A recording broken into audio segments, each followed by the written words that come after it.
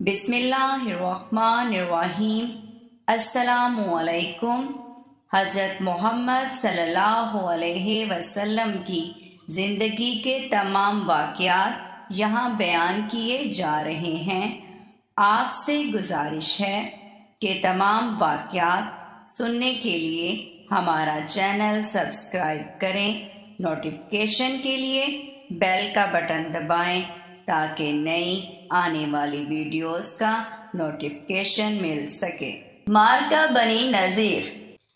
پھر بنی نذیر کا معرکہ ہوا اور وہ جذام کا ایک قبیلہ ہے مگر وہ یہودی بن گئے اور ایک پہاڑ میں اترے جسے نذیر کہا جاتا ہے اور اسی کے نام پر انہیں دیا گیا۔ اور اسی طرح احد کے 4 ماہ بعد قریظہ کا معرکہ ہوا۔ کعب بن اشرف یہودی جس نے رسول کریم صلی اللہ علیہ وسلم سے فریب کیا تھا کہ قتل کے لیے ایک آدمی بھیجنے کے بعد رسول کریم صلی اللہ علیہ وسلم نے ان کی طرف پیغام بھیجا کہ اپنے دیار و اموال کو چھوڑ کر چلے جاؤ، اور عبداللہ بن ابی بن سلول اور اس کے منافق اصحاب نے ان کو پیغام بھیجا کہ تم باہر نہ نکلنا، ہم تمہاری مدد کریں گے۔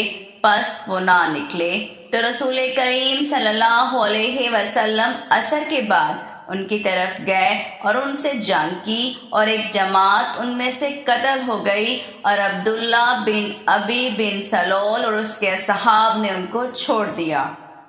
اور جب انہوں نے دیکھا کہ انہیں رسول کریم صلی اللہ علیہ وسلم سے جنگ کرنے کی سخت نہیں تو انہوں نے صلح کا مطالبہ کیا۔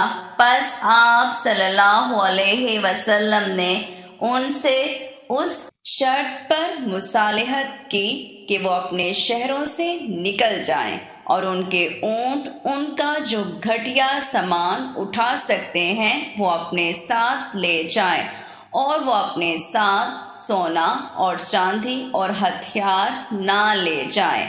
پس وہ شام کی طرف کوچ کر گئے، اور سلام بن اوریہ بن نذیری مسلمان ہو گئے، اور ان کی غنائم خالصتاً رسول کریم صلی اللہ علیہ وسلم کے لیے تھیں۔ پس آپ نے انہیں انصار کی سوا مہاجرین میں تقسیم کر دیا۔